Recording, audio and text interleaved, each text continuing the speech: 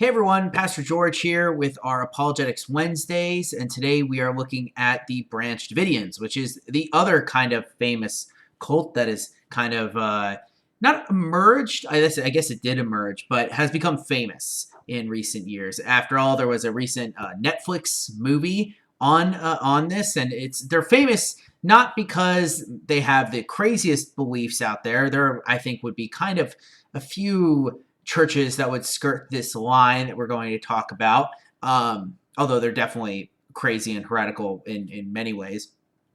But rather, they're famous because of the siege that the ATF did at their compound in Waco, Texas, a place they called Mount Carmel.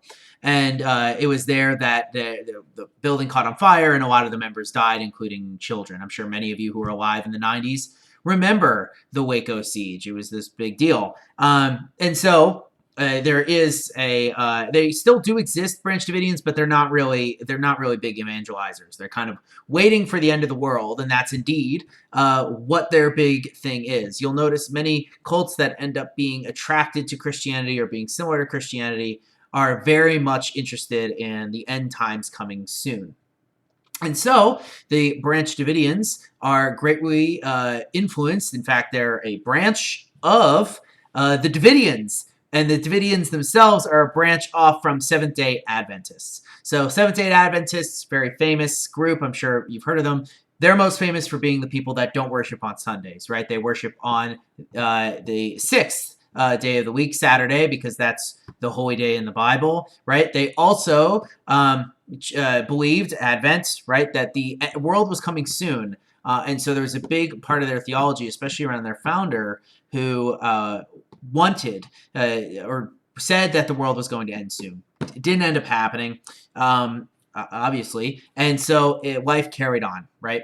And there was a guy by the name of Victor Hotef who starts this new group called the Davidians, and it's a push to kind of have this more better version of the Seventh-day Adventist movement to try and reform it, right? So, and it uses a lot of prophecy, a lot of speaking in tongues, a lot of spiritual gift type stuff, right, to build up.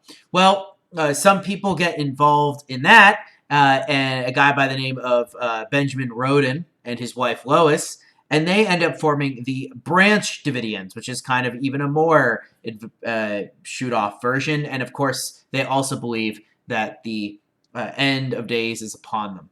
And they're going to start that, and you might be wondering, why are they called the Davidians and the Branch Davidians? Well, because the guys who founded them believed that they were in the line of King David, right? So they call themselves the Davidians and the Branch Davidians. And so this Roden guy says that, yes, I am also a descendant of King David, and this is something that's going to come up. Now, of course, you probably don't know any of these people I'm talking about, and that makes sense because the Branch Davidians didn't really get the limelight until a new guy is on the scene, a guy whose name you probably know as David Koresh, but he is actually, his real name is Vernon Powell. He took the name David Koresh because he said that he came from a line of Cyrus, and Koresh is the Hebrew for Cyrus, and David, and so David Koresh, right? You get it. And so he ends up being very popular. The guy Benjamin Roden, his son was supposed to inherit the mantle after he died. Ends up that David Koresh is a little bit way more charismatic than their son. So the group splits, but David ends up taking the majority of the members and stays in Waco, Texas with them. And there kind of forms this doomsday group that is waiting for the end of the world, right? And so they get a few members here and there, but they don't really grow super, super huge. And then David Koresh ends up kind of instituting things that, because there are, and this is why I said there are churches that can be adjacent to this, right? There are churches where they'll say the person who's leading them is a prophet, right? And test the spirits. But we have prophecy attested in the New Testament, so that's not something that we should inherently say is unchristian, right? You even have Christians who are very concerned about the end of the world, right? And of course, that's not something that's inherently wrong. It starts to get a little bit more dicey when they're saying when it is, because we're not supposed to know the hour or the day, right? And we should hope that Jesus Christ comes back. That should be part of something that we want to happen. So you got groups like those, and even though they're on the mainstream, even though you should be very careful with groups like that, you can't just write them off immediately, right? Well, David Koresh is like that. He does those things, but he also starts adding a few very weird things. Not only claiming like to be in the line of David and Cyrus, that was kind of going before him, but he also starts saying when the end of days is going to happen, and also starts identifying himself as the Lamb in Revelation. Now, he never comes out and fully says that he's Jesus Christ, right? Because if you know the book of Revelation, you know that the Lamb is Jesus. But he says that he will be like Jesus and will proceed and will judge at the time of the Revelation. He also declares that sex, the act of sex, is sinful, and that he will, and this is where you always know where it's going, right? That he will take on that sin for the whole of the community. So he ends up just having all of the women there and very young girls, included teenage girls, as his wives, right? And the men who follow him just, don't give him their wives, right? And so that's actually what started the ATF thing, right? They had heard that this group was stockpiling guns they were stockpiling for the end of the world.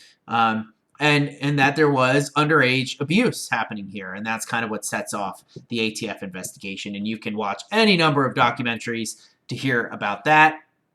You could watch the show Waco. I personally don't really recommend it because I think it actually paints David Koresh in too much of a... I'm fine with making things gray, right? I think it's good to do that. I think it actually paints him in way too much of a nice light. But I only got about 3 episodes into it, so maybe at the end it gets a little bit more even-handed. But I was a little like, I don't know, kind of working overtime to make this guy seem like he was a good guy, but in reality he really wasn't. But you can watch all those things on your own time. I won't bore you with the ATF stuff. But of course you can see these things that are gonna have popped up before and will continue to pop up. Namely, guy who takes over, like Joseph Smith, right, says, I want polygamy, right? And that's usually the best way for you to be like, maybe this guy isn't actually a Christian, because Christianity, as we'll talk about at some point, has very unpopular views of sexuality and sex and things like that. So I'll save that for a sermon sometime. But yeah, Branch Davidians still exist. Not really that big anymore, but you guys know them. And now you know kind of what theology to avoid. So I will see you guys tomorrow for our Culture Thursdays. You have a wonderful rest of your Wednesday. Peace out.